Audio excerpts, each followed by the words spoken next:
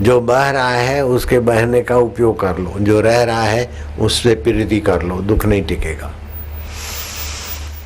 और कभी ऐसा नहीं सोचो कि हमारी हल्की जाती है। मनुष्य के अंदर अद्भुत, अत्यंत अद्भुत, ऐसा अद्भुत कि जिसका वर्णन करना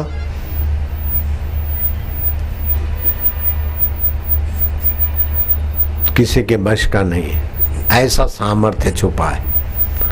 उस सामर्थ्य को न जगाकर जो रोता रहता है वो समझो आ बैल मुझे मार, आ दुख मेरे घर में रहो। फरियाद नहीं करो। दुख आता है तुम्हारी सोई हुई शक्तियां जगाने को, विवेक जगाने को, वैराग्य जगाने को, दुखहारी से प्रीति करने को।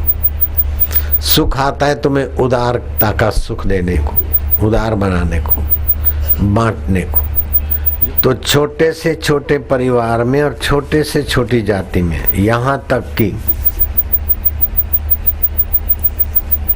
नीच से नीच काम धंधा करने वाले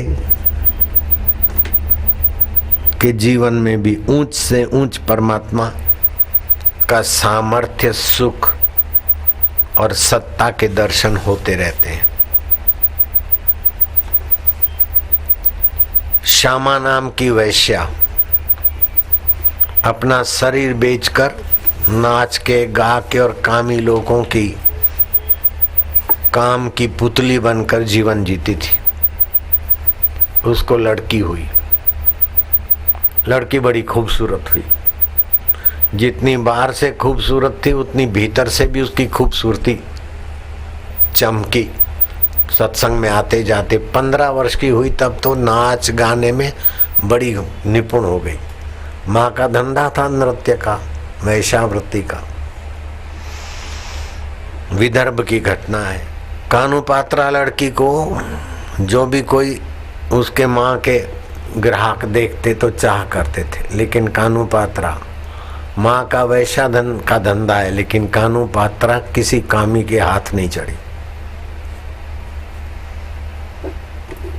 माँ बोलती थी या तो अब मेरे साथ का खानदानी मेरा जो धंधा है वो धंधा कर, अगर इस धंधे से तुझे नफरत है, तूने सत्संग सुना है, तो तू एक पति स्वीकार करके शादी करके गृहस्थी जीवन जी। बोले ये तुम्हारा आग्रह तो मैं मानूंगी, लेकिन पति हो सदाचारी हो। ऐसा नहीं मेरे हार्ड मांस को नोच कर मुझे भी बीमार बने और खुद भी जल्दी मरे, ऐसा पति नहीं चाहिए। जो सुशील हो, सर्वगुण संपन्न हो, संयमी हो, ब्रह्मचर्य का महत्व जानते हो। माँ तुम बोलती हो ये वैश्या का धंधा करो, जो स्त्री पर पुरुषों के साथ विचरण करती है वो दूसरे जन्म में बकरी बनती है, सूरी बनती है, खरगोशी बनती है। तो फिर एक बकरी, एक बकरा 40-40 बकरियों के साथ संभोग कर सकता है। मनुष्य कर जाए तो उसी दिन मर जाए। ऐसी काम विकार की कई योनियां हैं, कबूतर आदि ये कई नीच योनियां हैं। मुझे उन नीच योनियों में नहीं भटकना है। और तुम आग्रह करती हो तो मैं शादी करूं, लेकिन ऐसा सुशील वर तुम भी देखो, मैं भी देखती हूँ। अंदर से ठान लिया कि ऐसा जो संयमी भी हो, सुशील भी हो, परोपकारी हो, सदाचारी हो, चमड़े आकर्षण से पार हो, ऐसा पुरुष कौन होगा? या तो भगवान को पाया होगा या तो भगवान होगा, दो के सिवा तो मिल नहीं सकता। या तो भगवत ज्ञान से ज्ञानी होगा, ब्रह्म ज्ञानी, या तो भगवान होगा। ब्रह्म ज्ञानी कहाँ ढूंढूं? तो ब्रह्म स्वरूप भगवान विट्ठल के पास जाने लगी, विट्ठल के दर्शन करने जाती और विट्ठल को एक टक देखती, और एक टक देखने से मन के संकल्प विकल्प रहित होते तो और मानसिक शक्तियां विकसित होती है। इसीलिए मैं ध्यान दिलाता हूं सभी का बार बार कि एक टक भगवान को देखो। एकलव्य ने गुरु को एक टक देखा और ध्यान मूलम गुरु मूर्ति से एकलव्य इतना ऊंचा गया कि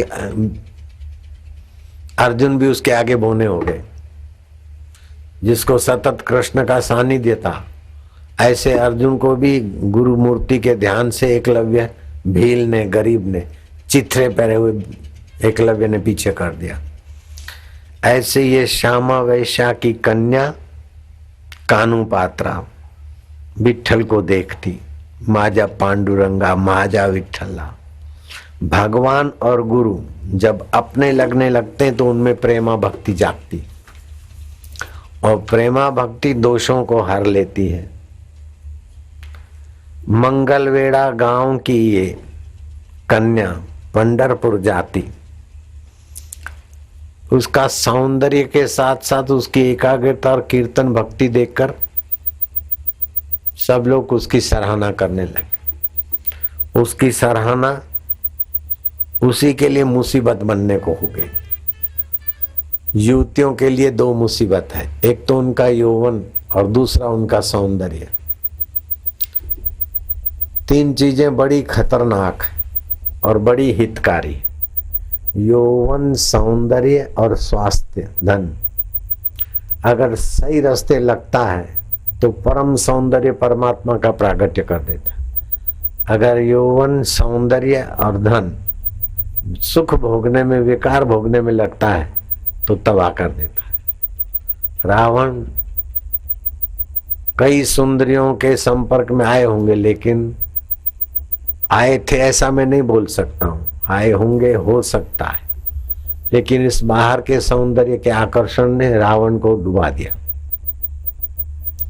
ऐसे ही आजकल के कई सुंदर सुंदरियां बाहर के सौंदर्य को महत्व देकर अंदर का सौंदर्य, जिससे ये बाहर का नाक में से लींट निकलती और वो नाक प्यारा लग रहा है, आंख में से कफ कीचड़ निकलता है, वो आंख प्यारी लग रही, गाल में क्या भरा है, परु भरा है, मवाद भरा है, खून भरा है, कफ भरा है, दांतों में क्या थूक भरी है, मुंह में मरे हुए बैक्टीरिया भरे, खड़ी हड्डियां हैं और मांस है, रगों से लपेटा हुआ है, इसमें लींट घूम रही है, थूक घूम रही है, कफ घूम रहा है, पित्त घूम रहा है, मवाद घूम रहा है, बैक्टीरिया घूम रहे हैं शरीर में, मल और मूत्र गंदगी घूम रही है। ये तो अच्छा है कि ईश्वर ने चमड़े का कवर दे दिया, बाकी कवर हटा के देखो तो मूर्छा आ जाए, लो बीपी हो जाए। एक सिविल सर्जन था,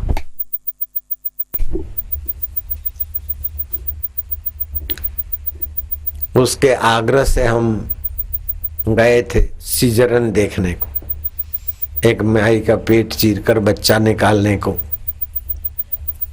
कि घड़ियां देखी तो मेरा तो वो दृश्य देखकर ही मन ऐसा हो गया कि लो बीपी मान लो अथवा सुन्न मन हो गया, ऐसा कुछ है। तो हुआ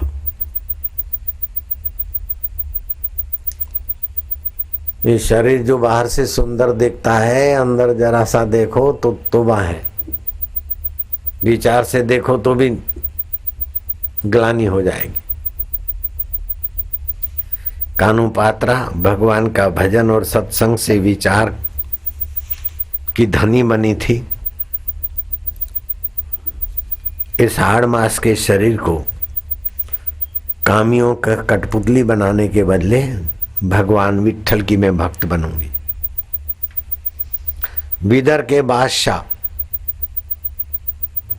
खुदा खैर करे बंदा लहर करे, एक बीवी पे और बीवी, बीवी पे बीवी, मानो ठेका ले रखा है उन कामियों ने। सुना कि कानू पात्रा एक इस युग की महासुंदरी है, अभी 15 साल पूरे होकर 16वें साल में प्रवेश हो रहा है, और उसके बिना तुम्हारा राज्य असुंदर है। मंत्री, सिपाही, सुपरसाला सबको आदेश दिया, कानू पात्रा को समझा बुझा के पटा के ले आओ, अगर नहीं आती तो मैं तो राजा हूं, मेरा हुक्म है, बलपूर्वक उठा के ले आओ। अब जहां मंत्री, राजा और पुलिस एक वैश्या की कन्या को ले जाना चाहे तो कौन उसमें आगे आएगा, आड़े आए? खुशनसीबी थी कि वो पंढरपुर के मंदिर की तरफ थी। उसको जाके सुनाया कि राजा साहब तुझे याद करते हैं, ऐसा है ऐसा है। जो कुछ पटाने की बातें मैं नहीं जान सकता हूँ, बता सकता हूँ। फुसलाया, वो तो समझ गई। स्त्री के पास एक सद्गुण होता है कि पुरुष बात करता है तो स्त्री समझ जाती है कि ये हरामखोरी से बात कर रहा है कि बहन की नज़र से बात कर रहा है। उसकी आंख से ही स्त्री परख जाएगी। बात करने वाला जगह गड़बड़ है तो तुरंत तो अपना वक्षस्थल ये वो सब ठीक ठाक हो जाएगी। जो मातृवत बहनवत जानकर बात करता उसके आगे तो ऐसी रहेगी, लेकिन जो जिसके आंख में थोड़ी भी गड़बड़ी होगी महिला परख जाएगी तुरंत। वो सुकड़ गई। उसको बोला अगर तुम नहीं आओगी तो हमें बलपूर्वक तुझे ले जाने का आदेश मिला हुआ है। तनिक शांत हो गई। अंतरात्मा तो सभी के अंदर है, चाहे विठ्ठल के नाम से पुकारो, चाहे कृष्ण के नाम से, चाहे गुरु के नाम से, चाहे राम के नाम से। पुकारते ही प्रेरणा मिल गई। अच्छा तुम मुझे बलपूर्वक क्यों ले जाओगे, मैं खुद ही चलूंगी, लेकिन थोड़ी देर के लिए मुझे मेरे पांडुरंग के दर्शन की तो छुट्टी दो। सिपाही साथ चलेंगे, तुम कहीं छुप न जाओ, भले साथ रहे लेकिन थोड़ा दूरी रहे। मैं पांडुरंग को प्रार्थना करूंगी, दर्शन करूं। दर्शन करते करते, प्रार्थना करते करते ऐसी अंतरंग प्रार्थना गई कि पांडुरंग मैं तुम्हारी शरण हूं और तुम्हारी शरण आई हूं। अब मैं दुखियारी हूं, संसार की शरण जाऊंगी तो मेरा दुख नहीं मिटेगा, लेकिन तुम्हारी शरण आई हूं तो मेरा दुख टिकेगा नहीं। मुझे पक्का विश्वास है, संत वचन प्रमाण। जो भगवान की शरण जाते उसका दुख टिकता नहीं और संसार की शरण जाते उसका दुख मिटता नहीं। मैं श्यामा मां की शरण जाती तो मेरा दुख नहीं मिटता, और विदर्भ राजा के पास जाऊंगी तो मेरा दुख तो क्या मिटेगा, मेरा जीवन बर्बाद हो जाएगा। मैं तेरी शरण आई हूं मेरे पांडुरंग। अब इस काम विकार के पुतले जैसे शरीर से मेरा क्या लेना देना, मैं तो तुमको वर चुकी हूं। अब तुम्हारी सती को दूसरा कोई ले जाए, तुम मेरे माता पिता भी हो, बंधु सखा भी हो, पति भी हो। वास्तव में संसार का पति पिता नहीं हो सकता, पुत्र नहीं हो सकता, लेकिन तुम पिता भी हो सकते, पुत्र भी हो सकते, माता भी हो सकते, बंधु भी हो सकते, गुरु भी हो सकते, सखा संबंधी। तुम सब में हो, सब कुछ हो सकते हो। जो भी संबंध मानो, लेकिन अभी अपने चरणों में ले लो। हरि शरणम हरि शरणम पांडुरंगम शरणम गच्छामि। एक टक देखते देखते देखते देखते अनेक रूपों में जो एक अद्वैत ब्रह्म परमात्मा है वो अपना आत्मा भी तो है। कानू पात्रा वहीं ढल गई। उसकी जीव रूपी ज्योति परम पुरुष पांडुरंग तत्व में घड़ा फूटा तो आकाश कहां गया, महाकाश में मिल गया। उसके शरीर की अंत्येष्टि की गई। जो हड्डियां थी वो मंदिर के दक्षिण भाग में डांट दी गई, गाड़ दी गई, और दुनिया को पता चले कि दुख पड़े तो दुखारी हरि की शरण जाओ। चाहे शरीर मिटो चाहे दुख मिटो, लेकिन शरीर मिटने के बाद कानू पात्रा का दुख नहीं टिका, लेकिन शरीर रहते हुए भी दुख नहीं टिकता। जरूरी नहीं कि सब कानू पात्रा के नहीं शरीर त्याग दे तब दुख मिटेगा, इस चक्कर में मत पड़ना। उसने संकल्प किया था कि ऐसा मेरा काम, कामियों के आकर्षण का केंद्र, इसको तुम ले लो और मुझे अपने से मिला दो। तो जैसी अपनी संकल्प की धारा दृढ़ होती है, भगवान ऐसा करते हैं। यादृशी भावना यस्य सिद्धिर्भवति तादृशी।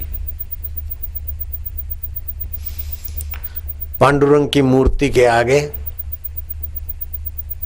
आज भी उसकी मूर्ति खड़ी, प्रार्थना करती हूं पंढरपुर में। भक्तों को भगवान के तो दर्शन होते, लेकिन भगवान की भक्तानी वैश्या की पुत्री जो बुरा धंधा कर रही है, उसकी बेटी के भी दर्शन लोग करते हैं।